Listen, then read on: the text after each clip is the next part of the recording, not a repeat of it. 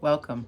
I'm Nora Shabazi, the founder of EBLI, Evidence-Based Literacy Instruction, a comprehensive system of teacher training and student lessons to effectively and efficiently teach anyone of any age or ability level to reach their highest potential in reading, writing, spelling via classroom or intervention instruction. Today I'm going to talk about communication. As I got into writing this blog, it was like, whoo, this is a whole lot bigger of a topic than I initially was thinking of, but I want to talk specifically about parent-teacher communication, which can really be dicey. And I know that, from my own experience with my own daughter, and also from, seeing a lot more from the teacher perspective after training, thousands of teachers and seeing where they are coming from and the things that they have to deal with, which is a lot also. And I know personally for the desperation feeling from a parent perspective. So I think really with any communication, I've spoken with a balanced literacy person who lamented that no science of reading people would interact with balanced literacy people. And I think that any type of communication, when you have different perspective on things or different experiences or whatever it may be, can from the beginning have a lot of tension wrapped around it. And I think that when we communicate from a heart-centered place, really trying to understand the other person while holding firm boundaries for what our needs are and trying to learn from them, but also get across what we need, whether you're the teacher or the parent, what we need to convey is really important. But the bottom line part is to come from a place of love. My shirt today says love. You can't see it, but it has a heart on here and it says love. And so this is an appropriate thing to wear. But really coming from a place of love of like, I'm not trying to, to cut you down, to push you out, to blame you for things. But really there is this situation, and I think if we can focus on the situation and not the emotion and all of those types of things, that needs to have a solution.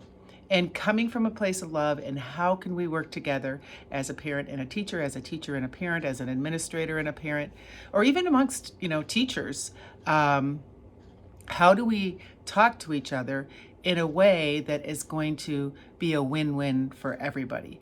So really, besides what I found and wrote in the blog and I've experienced in life,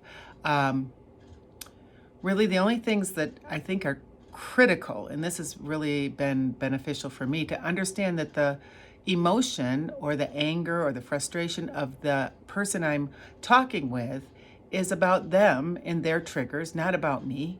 And my emotion and anger and frustration is about me, and it's not about them.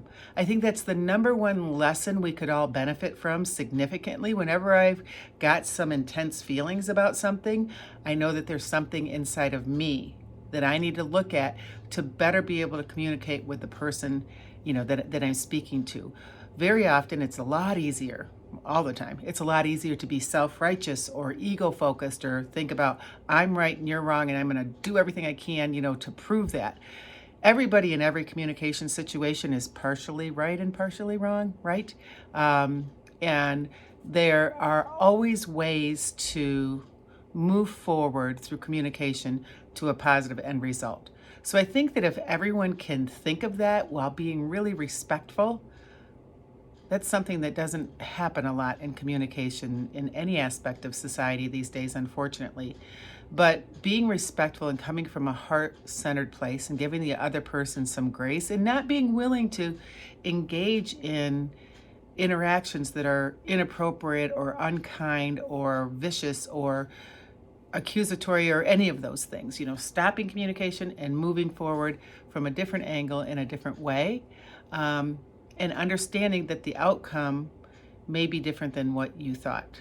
But very often, when we diffuse something, a situation, and speak and treat and interact with the other person as we'd like to be interacted with, all kinds of great things can happen. And also remembering when we're talking about educators and parents that the children are the focus. Not the adults. Sometimes we get real wrapped up into the perspectives and beliefs and feelings of the adults and forget about the children. So let's keep that number one.